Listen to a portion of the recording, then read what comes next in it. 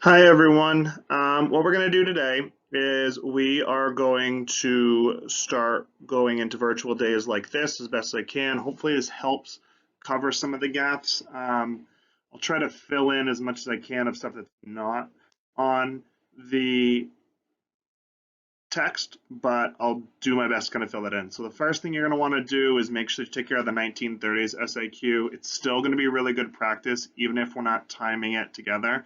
I'm totally okay with that. The biggest thing, like I said, I don't really care necessarily about the numbers in the grade book. My number one concern for you is making sure that you're getting as best practice as you can. Keep working on those skills. So take that time. It's 13 minutes and 20 seconds out of your day. You'll be fine. Just take time to sit down and do that if there's anything that you do really emphasize on. And after that, you can fill in the content with the notes and the worksheets and things like that, and I'll keep updating you day by day. So let's get started onto World War II. So we have our normal objectives. We're still focusing on bigger pictures. There's going to be impacts of World War II, and really you can think about is why do people want to move where they're from where they are, or why do people move in general? They're searching for a better life that you can take through any single period of history or even in modern day.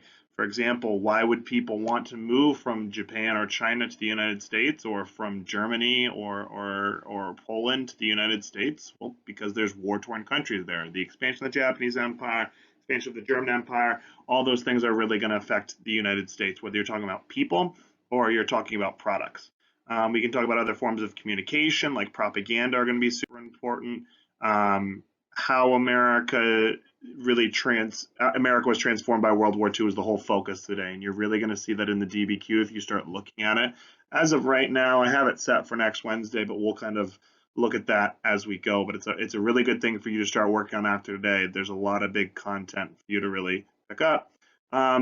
Other effects of the victory of the United States in World War II, we can really take a look at that from a manufacturing point of view rather than just the military, like moving people and the actual invasions, which you'll get to at a later date. But as far as the actual home front goes, this is really where we're going to see how does the home front help fight for this effort.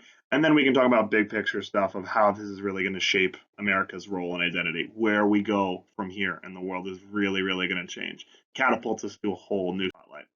So the only other assignments you're going to do besides the notes tonight, you're going to watch some cartoons.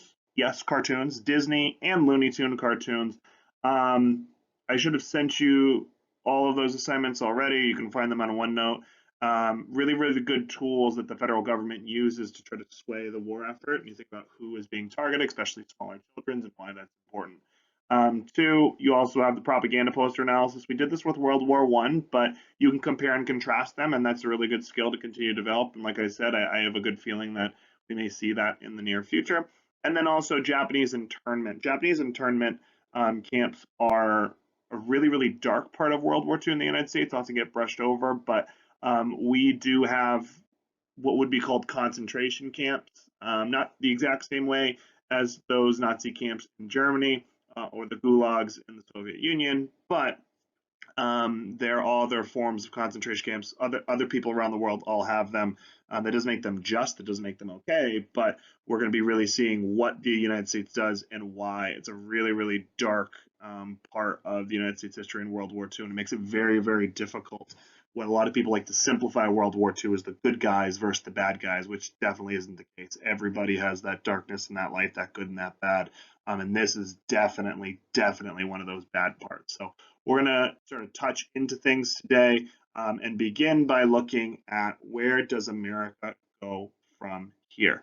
A term you may hear frequently is a term called the arsenal of democracy. And we can really look at how does the United States become this. An arsenal is a huge stockpile of weapons, right? But for democracy. So how do we become this maybe giant mecha or this giant machine to help free the world or keep the world free? It's going to be from, of course, a very American point of view and our duty and our justification for doing this, that essential question down below, right? Mobilizing the United States, whether that's drafting soldiers, getting more Americans involved in infrastructure, building, manufacturing, whatever it may be. But all of this is really going to have this large overarching impact on American society. Now notice it just says impact. That doesn't mean positive. That doesn't mean negative. This could just be really, really broad and can go any which direction. It's kind of like an AP prompt for a DBQ and LEQ, but that's the biggest things we're really gonna really grab onto. So without further ado, we're gonna start diving into this content. All right. So the first general topic we're really seeing here is just an idea that the home front, America at home, is really, really going to be affected by World War II. Now, affected or impact is a generally neutral term. It's totally up to you to figure out, is that a great level? Is that a minor level? Is it positive? Is it negative? And that's really up to you. But ultimately, we really are going to see this focus from FDR as he phrases it, wants America to be a great arsenal of democracy, that wants America to be this fighting force, this mecca, fighting for, to preserve, or to ensure democracy. The one major change we can see economically for sure is going to be this wartime industry boost and like basically funding World War II, especially before we get into it, and even once we get into it, is going to eradicate the economic depression in the United States. This is the thing that completely fixes the Great Depression, gets us to a post depression state to the same level as we were in the 1920s pre-stock market crash. And really, it's going to affect so many different Americans. That's where we're going to see that today. Right. So this is a list ultimately of different aspects of America that were greatly changed due to World War II. We see this list. It's not necessarily in list of importance, but it's just kind of try to find a way that best flows. The power of the United States government is going to be a huge change, whether good or bad. That's up to you to argue or what your personal opinion is. There's going to create this huge, huge rippling effect throughout the rest of the 1900s and be a massive trend. Continuing off of basically what FDR did in the Great Depression, but he's going to even take it on a larger scale people didn't think was possible. Consumers and U.S. industries is this massive change in Americana culture. It's going to be industry, economics, spirals out of the Great Depression.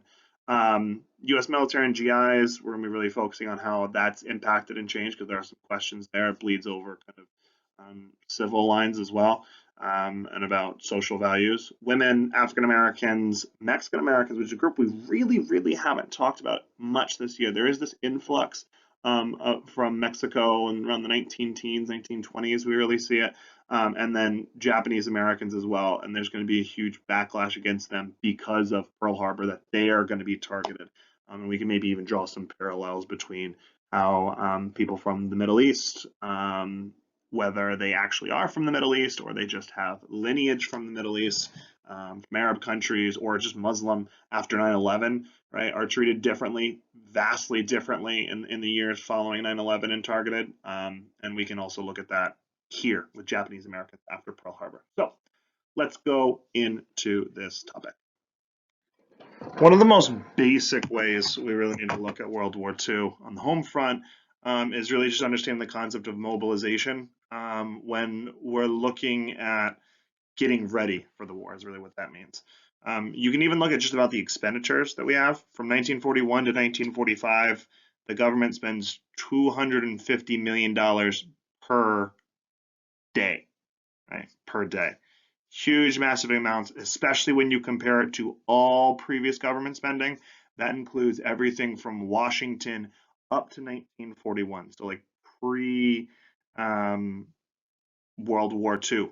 It includes the Great Depression. More than all of that combined times two, right? That's a lot of money. Ultimately, one of the biggest things that we can really see is the War Powers Act. The War Powers Act really allows this growth of president power we haven't really seen before, especially in recent levels. This is actual legislation, right? It's not just granting a lot of things during war, but actual legislation. The government create new agencies, civil liberties, whether that be freedom of press or due process, can be limited in order to best help the war effort. And the one trend you're going to see is everything being done to best help the war effort. It says new bureaucracies were formed to direct the economy, meaning Different aspects of government were really added and transformed to really help that. Propaganda is used to sway the war effort to encourage people to do things, selling war bonds, which is where individual citizens loan money to the government and then get a note for it, and then later, after an extended period of time, can collect on that with interest in the same way that banks or government institutions do with a loan for you. And this fear of spies, enemy subversion, that they're the enemies are all around us and we have to find a way to limit that. These are all just different examples of government organizations meant to do these. Not that you have to know each piece of information, but really just understanding that there are all these different ways that are not just, we're not just saying trends, we have formalized internalization of this. So the government is really changing, and now we're going to see what those effects might actually be. Mobilization, big buzzword. You hear it in a lot of different eras. We hear it in World War I, we hear it in World War II, definitely the Civil Wars when we've talked about this term before, but really the one we're going to mobilize first is general war equipment and soldiers. Basically, how do we get America ready for war? That's what mobilization is. One basic way is the draft. We may have seen some of these posters and a lot of these things pulling back from the World War I era, the Selective Service Act. We really see this drafting movement, and it's not that unheard of encouraging people, if they haven't already volunteered, to get them into the army. We're at a time in history where you need bodies. It doesn't matter you have all this infrastructure. If you don't have bodies, you can't fight this war. And so it's really a ground war at times. Even in the naval war, the Air Force, right, and using this aerial combat, you need people to fly those planes. You need people on those boats. You need people not only building things, but you need people to actually fight, which is one of the overt sides of war. One way that they'll really try to increase the ability to fight the war is through bonds. And they really push this idea of patriotism, of how the individual citizen can really take this effort. Whereas $187 billion to support the war effort. And you're going to see propaganda posters like you do here over on the left, really trying to pull in that presence of great war heroes, as you see here. Buy extra bonds, not just enough that you have. Always buying more, always help the war effort. You're going to see giant lines out the door of people really trying to push for this movement. It's a patriotic thing to do. Everything you do needs to be for the greater good of the country. Not doing that, what are you doing? Is kind of the sentiment at the time, right? If anything that's not supportive of the war effort will be deemed as unpatriotic. One major part of World War II is really putting this role onto the US citizens. And so we do see this definitely with this movement of rationing, not using as much wheat or oil or meat, whatever it may be, because all of those things can be sent overseas. If you're using excess, you really must not like the United States of America because you're unpatriotic, you're pushing against this cause. And if you're labeled as unpatriotic, especially at this time, that could be a huge blow, obviously socially, but in some cases towards your life, you're going to be shunned from communities, and then in some cases, depending, usually it tends more so depending on the color of your skin or your ethnicity, you could be being target of hate crimes for sure. And that is going to be a really big development. Everything must be for the war, and they're going to try to push everything else towards the back burner if it's not about winning World War II. Let's see, a duplicate. There we go.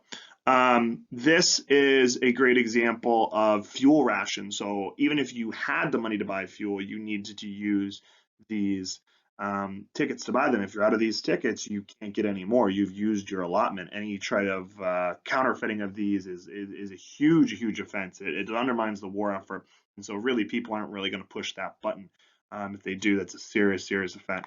But these fuel rations are really going to be great examples of people having these individual budgeting. And it's even better if you can have extra. You don't want to use them, right? Because if you don't use them, that means you've saved even more than you necessarily were required. You can see rationing in different ways of like this pamphlet here. They'll have these different coins, red coins and blue coins, they'll call them points, that you can use to kind of show off how patriotic you really are. On the right, you're really going to see all these different ways of how people can save up fat. the frying can, storing it in a can, scraping the bottom of their pan, how they can do it, give them to your butcher, and repurposing, reusing, about how we can really take use in this discussion, like what you can use it in war, as you see here up on the top left, or what you see people can use these for at home. Everything. Don't throw a single thing out. We can't afford to waste a single bit. You even see a couple more of these coins here, right? And you get them for different things. And this whole era is about supporting the war effort, and it's really showing off how much you care about this country and about fighting World War II. You will also see victory gardens. Victory gardens are great ways of American citizens, instead of buying food at the grocery stores per se, or having so that we can send more crops overseas, send more food overseas. You see these propaganda posters on the left and the right, right? Victory gardens. It's not just about growing food, it's about helping winning the war. So even you, even if you are maybe you're not a very kind of liberal cavalier woman at this time, as the war is really beginning, and you're still very in the domestic realm and staying at home, you can have a direct impact on the world around you in fighting this war for your country, or people finding a patriotic cause. Like that quote up there, we'll have lots to eat this winter, won't we, mother? Grow your own, can your own. Having your own food, canning your own foods, doing things for the good of the country. Um, Here, you also have the use of soldiers in advertising for sure. Do with less, so they'll have enough. Kind of pinning it on you, and if you're not helping us, this is who you're really helping, or this is who you're hurting if you don't. They'll do it so we can, carrying more to win the war, right? So carpooling in order to achieve that goal. So really great ways of us really kind of pulling this all together.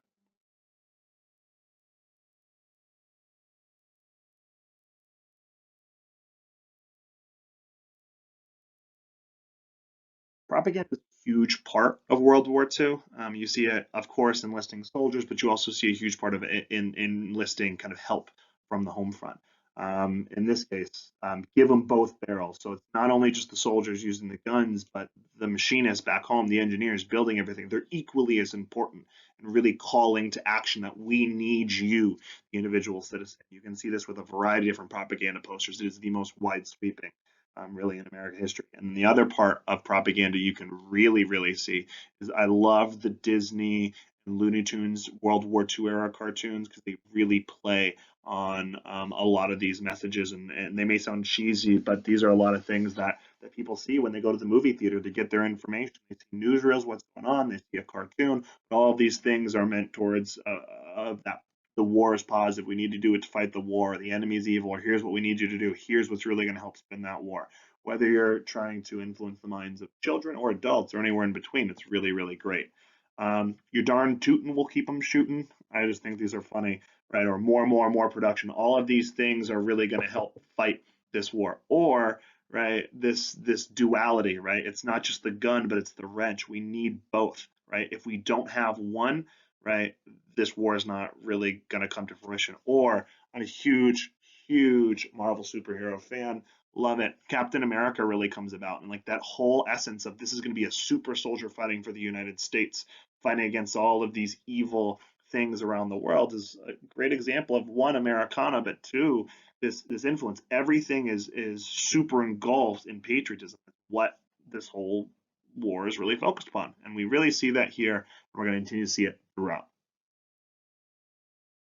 One other piece that I think is really important is, it's not just about propaganda of look how great this is, and look how honorable war is, or we need machinists, or like a Rosie the Riveter, we can do it.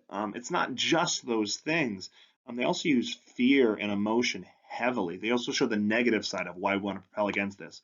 Warning, our homes are at danger now, and you see a Hitler kind of in that ominous look over the globe, or you'll even see kind of what appears to be a Japanese soldier, maybe Hirohito or Toho, with the rising sun on his hat, right? This fear, that bloody knife and that pistol, or don't let anything happen to them, protect your women and children, and in your family, and this is what we really need to do to keep them firing.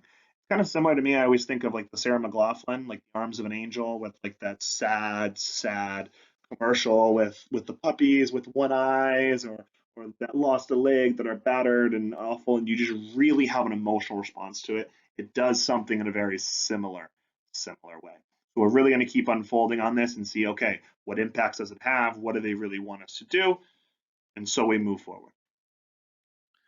We see like pop culture really pitching in on this movement too, whether it's the celebrities are doing this, you should too. A lot of celebrity endorsements of a lot of World War era films, or the glory of war, why it's so patriotic, why it's so great. Um, you even are going to see some famous actors and athletes at the time go off to war, and this becomes this huge, not just PR campaign, but really important. A great example, Jimmy Stewart, awesome actor from the time period, really famous. He enlists, he actually serves in World War II. I think he becomes an officer of some sort, but we really do see that movement. You'll even see, even if they're not fighting in the war, people go to visit these soldiers to cheer them up or to give them that kind of little glimpse of home. And these are all part of American culture. All the celebrities are doing it. It's this really popular thing to do. It's the best possible thing for them to do, and they're going to keep doing that, really pushing for support of the war effort.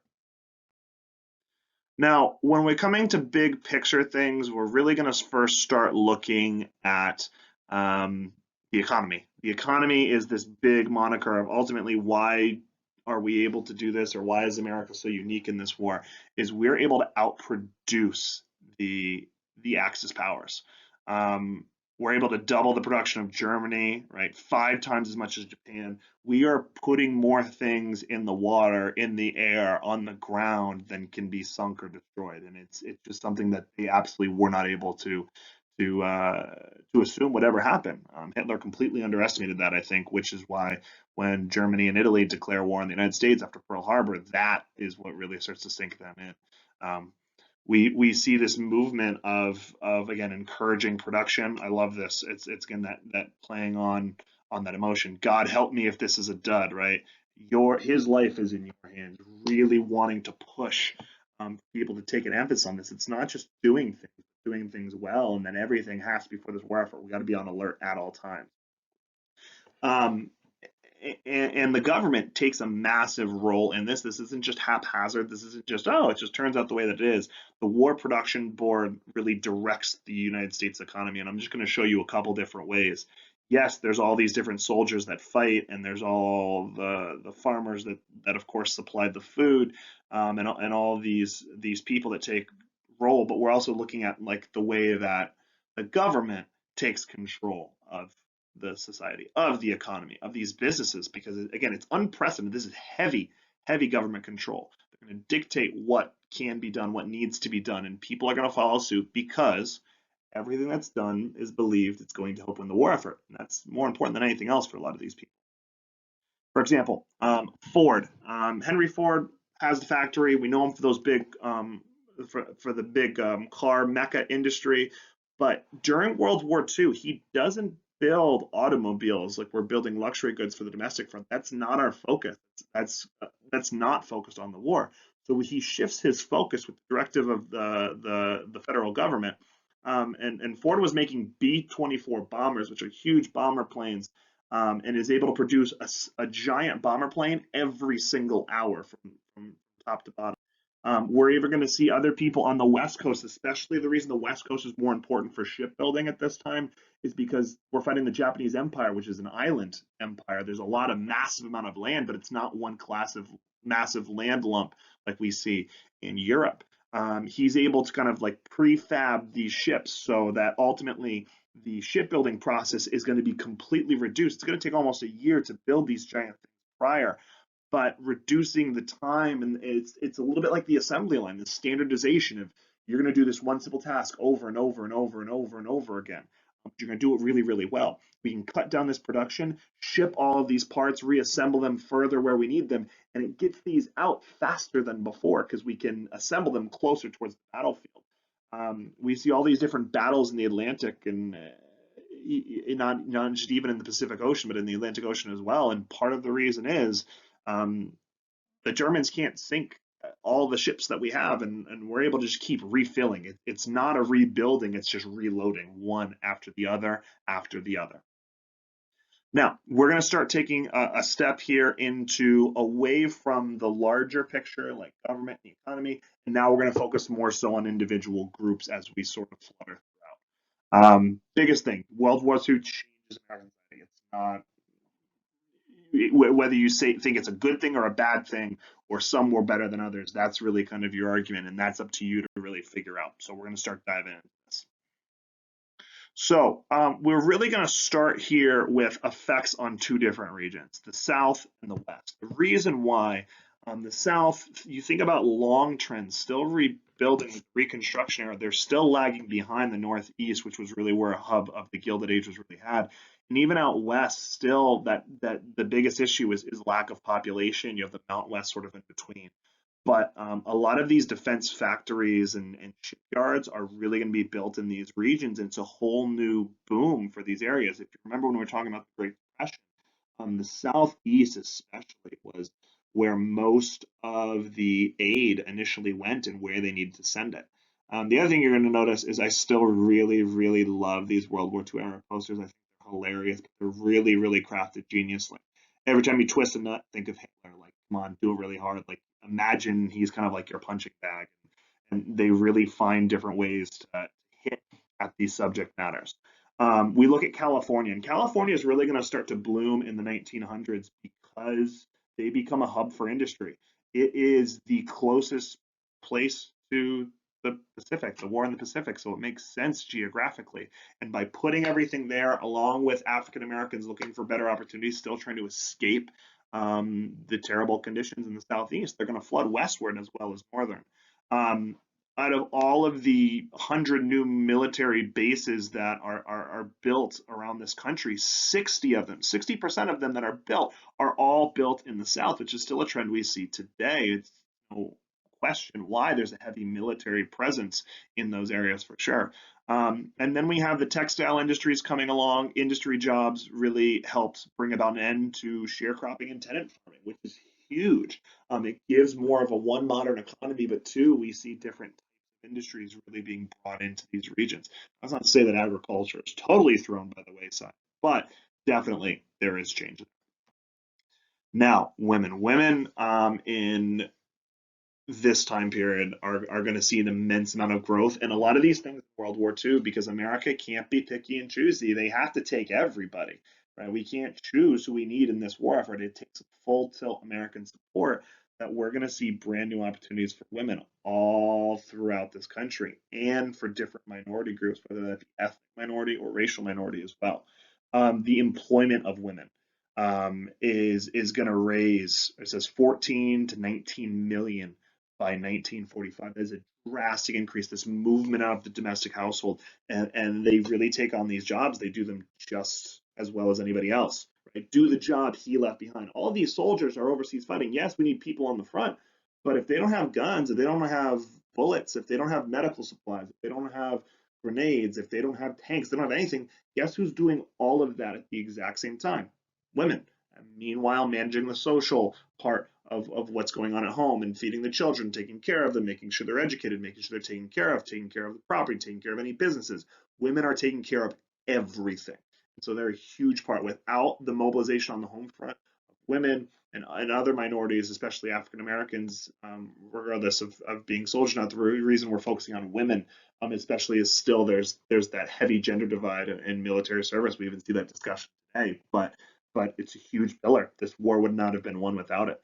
A lot of female workers, right, were married, many of them middle aged. This is a huge change. This is vastly against the norms of what we would see in prior eras. And they're going to enter what we would typically label as exclusively male fields, right? So I'm going to pull a Dora the Explorer moment here. I'm going to have an awkward pause for you to think, right? Think about what type of jobs you consider men's work or women's work. You may not believe that, but you think society around you deems what's acceptable jobs for women be in versus men in. Now I'm going to awkwardly pause. Oh yeah, great job. That was an awesome answer. Right? See what we're doing here? Ultimately, we kind of think of things like women's work. Maybe we talk about the medical field, the different representation of women typically being nurses versus men being doctors.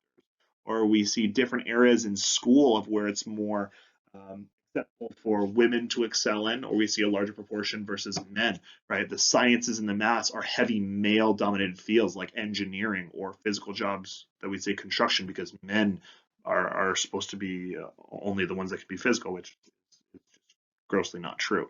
Um, and we see this trend where you can't be picky and choose. That gender divide has to go, because we need somebody to fill these roles, and without these roles, our war effort isn't really going to be as um, prevalent. Now, the one thing I will say is you're going to see this huge call and need for women to do these, but there's also going to be a lot of sexist representation here, still this encouragement for domestic roles. And after World War II, there's going to be a huge culture clash. Which one's going to prevail? Is it going to be this new modern view of females, or is it going to be more of that conservative, just like we saw in the 1920s? So the 1920s and 1950s have a lot of similarities we can discuss, but we can discuss different outcomes. Ultimately here, it's temporary. It's temporary, but it is a huge change. There's going to be a lot of questioning that women are doing these things, not just doing them okay, they're doing them damn well. It helps support this war effort. It's going to change a lot of things for us. I love this little quote. It says, "To hell with life, the life I have had. The war is too serious and it's too important to win it." We're not changing these values because, oh, we believe in new ideas. No, we change them because we need to do it to win. It's win the war at all costs. And this call to action. You're going to see women in so many different areas, like this iconic poster, Rosie the Riveter. Again, look at how she's dressed. Note that she's not in a housekeeper's uniform. She's not in just a nursing uniform. She's doing manual blue collar labor. A riveter is someone who works on boats, right? Like go on a river or work in the aquatic marine industry. So there may have been a woman that was a riveter whose name was Rosie, but it's not so much about that. It's not a specific person.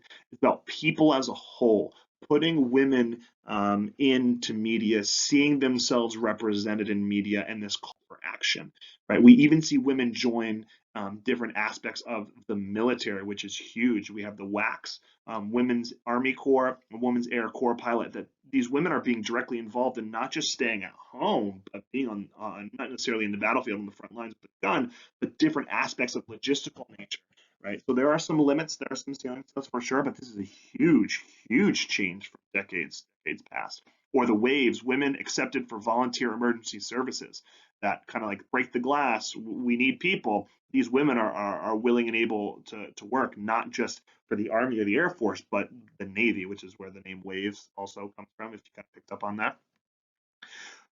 We also see this again, this call for action. Have you got what it takes to fill an important job like this? Right? There's really call and questioning of this big push. So we see a lot of great representation here, a lot of change, great propaganda. Notice that women are the center focus on these propaganda posters. They're targeting specific groups.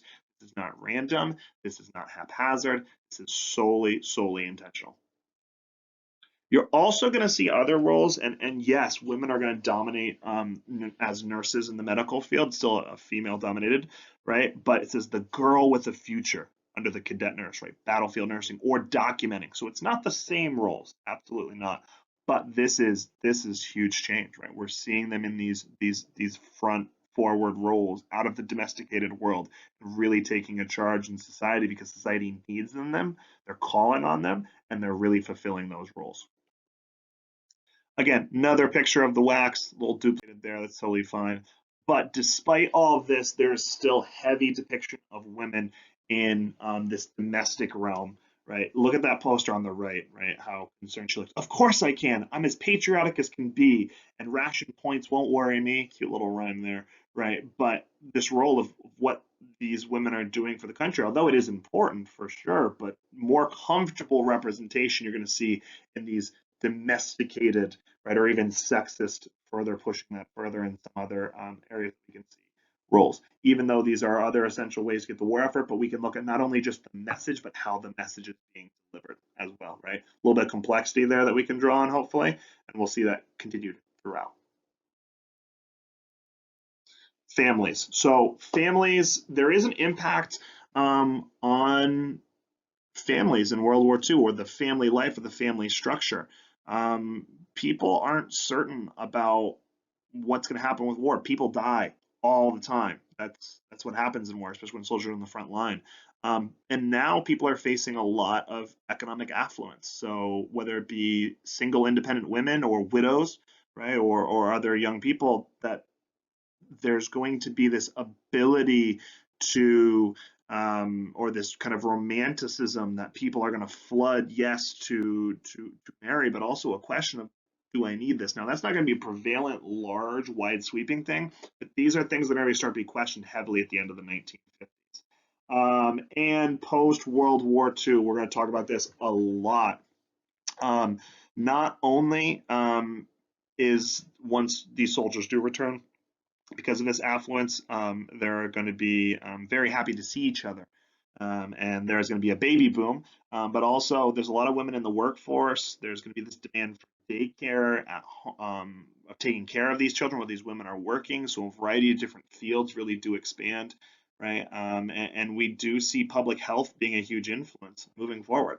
So there's a lot of little subtle areas that you can branch off. Now, these aren't going to be the crux of the war effort, but these are other ways that we can continue to branch out and understand that it's not isolated. Nothing that we talk about or we see in life can be isolated or that simplified. There's always so much more to it. All right, so now we're moving on to another significant group that's drastically affected by World War II. There's over 1 million black soldiers that serve in the U.S. military, but the problem is very few of them see combat. And now you may be thinking, I mean, that's good for you. You're not going to die, but it's seen as this huge disrespect. You want to serve and fight for your country. That's why you're enlisting in the military. But that difference of treatment of people based on the color of their skin is going to be huge, and it's still very, very prevalent in society at this time. Brown versus the Board of Education has not happened yet. All Army barracks are still heavily segregated. There are black units and white units, and that's something, the trend that happened back in the Civil War. That's still happening now. We do see a movement, though, of actual unification in the civil rights movement, and not just unification, because we've seen that before when we look at the earlier part of the 1900s.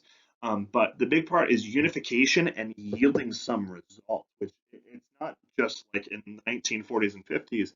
People of color, different minority groups, and then in the 60s said, you know what, we don't like this anymore. We're kind of bored of it. We want to be equal. That's absolutely ridiculous. But what we're talking about here is now they're actually yielding results, and that is huge things to build off of. For example, a major civil rights leader, A. Philip Randolph, really gets FDR to put in what's called the Fair Employment Practices Committee. It bans discrimination in the defense industry, which is huge. That's where a lot of these African American are really filling these roles, because in the Southeast, that's where a lot of these military bases and factories are being built. But please do know that racism is far, far, far from being gone. Right? This is a very, very shocking propaganda poster, but another one that's used in World War II. Notice depictions of African Americans. This is Jim Crow, right? This is hardcore Jim Crow still in your face, right? That's why I buy victory bonds. So again, call to action for some, yes, to bring people home, but notice the way that people, one, are depicted. Overplaying of facial features and any other biological, physical features, overplaying character-esque. And then number two, look at the role that he's filling. He's a train worker, like he's a porter on these trains, which are, if you ever seen the Polar Express, Tom Hanks character that goes through and like manages, clips the tickets, everything, that's him. Handles the bags. It's not a huge role where he's not seen depicted fighting in the field or serving his country in that well, but this is how he's really going to help with these victory bonds. Now, there is this continued migration, and they're really going to see this movement we saw in the 1920s, still looking for better jobs and lack of discrimination in the North and the West. And that's really important. And it's not that it makes everything better. It actually makes things a little bit more complicated, where race relations are not just isolated. Oh, that's just a Southern thing, Southeastern thing, and that's where most of the tensions are. Now it's expanding everywhere. So how are business leaders or owners in different sections of the country going to react to these things? The African American population is going to change throughout the country, the demographic concentration, but also, right, this conversation, which is going to start to bubble up within the next decade. Segregated units, still a thing, still very, very prevalent. Again, schools aren't even desegregated, let alone anything else. The Army is no different. The Tuskegee Airmen are an awesome example of African American soldiers that are national heroes. That once they're finally given the chance to prove themselves, they show that they are beyond capable and that what they're willing to do for their country. But there's also a movement at home of what's called the Double V campaign. It's a great term, really, to take note of. The Double V campaign, it's fighting for victory in two ways: victory at home and victory abroad. And A. Philip Randolph, that same guy, right, that we just talked about, really pushes this threat, right? It's deemed as a threat of a protest or a march on Washington during the war. Now, this is extremely controversial. You're taking effort and focus away from fighting World War II. And anything that's not deemed with helping fighting the war is deemed as frivolous and extra, something that we don't really need right now. But still fights for it anyways. These foundations are going to be used in the later upcoming decades. But that double V campaign, right? Victory at home, right? We need civil rights. We need protection of this democracy for various minorities, not just African Americans, but all minorities. And then also, definitely, we need to win World War II. We need democracy for the world. And it brings up a lot of really interesting questions. Why would African Americans fight and enlist to fight in a war and give their life for a country that won't protect them? It's this big irony or this big contradiction.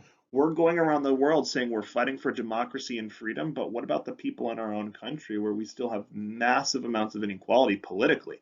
Those literacy tests still around. Poll taxes still around. There's a lot of these problems. So this movement towards unification, achieving results for equality, are going to continue to build. We're going to keep seeing that picture develop. So another group that we haven't really talked about is Mexican Americans, and Mexican Americans do serve in World War II. There are Mexican American units. They are semi-segregated. Again, different treatment than African Americans. African Americans have a much longer history in this country of discrimination. Not to say that various immigrants, especially Latinos, do not. We can even see the rhetoric today. But where they are serving, whatever minority they may be, ethnic, racial, they are often going to be in the most dangerous areas. The front lines of D-Day, they'll often send people of color up as the first wave, which is the highest likelihood that you're going to die. Right. We also do see, though, we see this in our call for action, the propaganda posters, is they're not forgotten about, though, right? And that's the odd thing. Despite the treatment, there's still this call for action to serve, right? We see it, right? We see a bilingual poster here, really fighting for, right, all people. Workers, again, we see the prevalence geographically, why this would be the case. Workers are finding a lot of job in southwestern agriculture, west coast industry. A lot of that land used to be Mexico, so a lot of people they may still be there, even if they are new immigrants. They're really going to face that. But there is definitely discrimination against these groups of immigrants, especially the Mexican Americans. There are the style of fashion that you really see in this photo right here with the really baggy pants and the big jackets and the extra layers underneath. This was extremely common fashion. It kind of reminds me of like a 1920s gangster, like Al Capone style. But they've really become popular in fashion for different groups around the country, different minority groups, but especially with Mexican Americans on the West Coast. And there are going to be riots that are going to break out over this form of fashion, which are called zoot suits. So the zoot suit riot breaks out. Reason why? There's a lot of extra cloth that could be used for the war effort. They're seen very unpatriotic. They're not fully supporting the war effort. And then mixed with that, plus ethnic and racial tensions of people flooding into these cities to fill in these different jobs, there is going to be a violent outbreak on the West Coast called the Zoot Suit riots. So another great example of not just positive side, but the dark side of these changes. That is complexity, folks. All right, now we're on to one of the biggest topics, changes on the home front, and most definitely, if you're arguing the negative impacts, Japanese Americans have the most negative experience during World War II. And the reason why is go back to what makes America join World War II. not the Holocaust. We don't really know about that yet. It's not Hitler taking land. It's not expansion of the Japanese into mainland China through Manchuria or what they're doing while they're there. It's not the restriction of trade. It's not any of these things. The one thing that motivates us to actually join the war is when American soldiers, American soil is attacked at Pearl Harbor. And because of that, that resentment and that anger is going to be on the minds of Americans throughout the entirety of the war. And it's going to be kind of this hunt for revenge or this fear of Japanese Americans. Many in the United States felt that maybe the Japanese were spies, or maybe they were going to invade the West Coast. They were going to invade through California, and any Japanese Americans or Japanese immigrants were simply there kind of like waiting in the wings before this event actually happens. Because of this, civil liberties are going to be completely restricted and stripped away. Their property is going to be taken away. You can watch videos on what's ultimately happening with this, but a lot of terrible stories. One woman in California is going to have to sell her 26-room hotel for $500. People are going to be breaking and looting stores. A lot of racial stereotypes are going to be used. A very racially charged term that is going to be extremely prevalent at that time is the term Japs to refer to Japanese Americans. And by the time we reach 1942, just a couple months after Pearl Harbor, FDR is going to order 112,000 Japanese Americans are going to be forced to relocated and moved into what they call internment camps. Really, really important to understand this. These actions, as dark and terrible as they are, and this unequal treatment is going to be justified by the Japanese atrocities that are discovered in Asia. And not only that, but the discovery of the Holocaust later on. This is going to come through an executive order, Executive Order 9066. An executive order is an executive presidential action meant to be kind of a temporary immediate action to circumvent the cumbersome legislative process that we have. They're going to institute all of these different civil defense films about why this should happen and what's going on. In some cases, for example, in Oakland, in the couple years into 1940s, it's going to be illegal to be of Japanese descent and be in the city of Oakland. Will be a felony. It makes these high stakes crimes, and so it really puts these people in a wedge. And notice, it's not just people that are actually Japanese from Japan, people that have any Japanese ancestry whatsoever. And that is for sure going to cause a lot of loopholes. 2/3 of all of the people that are going to be taken and thrown into these camps are already American citizens. 2/3 of them. So that's going to really question, how can you strip away these rights, these civil liberties from these people? But are people allowing it to happen? Yes. Number one reason why: trying to support the war efforts and kind of suppress this fear of spies and foreigners that may be coming about. Families are forced to evict, leave their businesses, sell everything they have, maybe scrap up as much money as they have. But even when they do come back, a lot of these places are going to be looted, burned, broken into, destroyed. They can only take what they can carry, and then after that, that's it. They lose a lot of their personal belongings along the way. Now, most of these camps are going to be inside the United States. The number one focus is going to be the West Coast. A lot of Asian Americans in California. We can trace that all the way back to the building of the Transcontinental Railroad, but also geographically it makes the most sense. There's going to be a couple major camps. The biggest ones, for the most part, are going to be in that California region, but there are scattered out through other places throughout the West, and then 2 randomly in Oklahoma. We see these photos that are very reminiscent and sometimes interchangeable with things we see in the Holocaust, of people being transported by train or cattle car or farm carts and dropped off with their personal belongings. They don't know where they're going. They don't know how long they're going to be there. There is no due process whatsoever. These are built like military camps or barracks. But despite all of this, Japanese Americans had a division of the army, segregated division nonetheless, but the 442nd Division of the U.S. Army fought in Europe. there were over 1,000 citations for their bravery and applauding them for the effort that they played in this war, despite what's happening back home. And there's that really sharp duality of why are people doing this? They're doing it to prove their loyalty. They're doing it to prove that they're not a spy, that they're not against this country, despite what their government is doing to them. All right, and now we get to 1944, the end of it. This will just kind of bring a summation, kind of closing chapter of the end of World War II on the home front. By 1944, FDR is no longer kind of Mr. New Deal, as I call him. Like, he's no longer focused on the economy. That was 1932, 1936. You could argue 1940. By the time America actually joins the war at the end of 1941, America's out of the Great Depression. And so the next election is 1944. After that, the Depression is no longer the issue. It's all about winning World War II.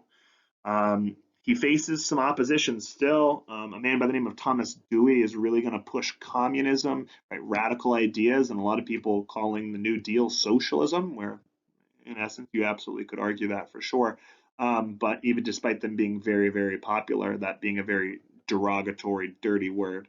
But FDR's health really becomes a huge focus of the election. Still suffering from polio by this time. He's lost the usage of his legs. He's paralyzed. And so because of that, it's going to bring about a lot of big questions about, can we really trust this man, invest in this man for many years?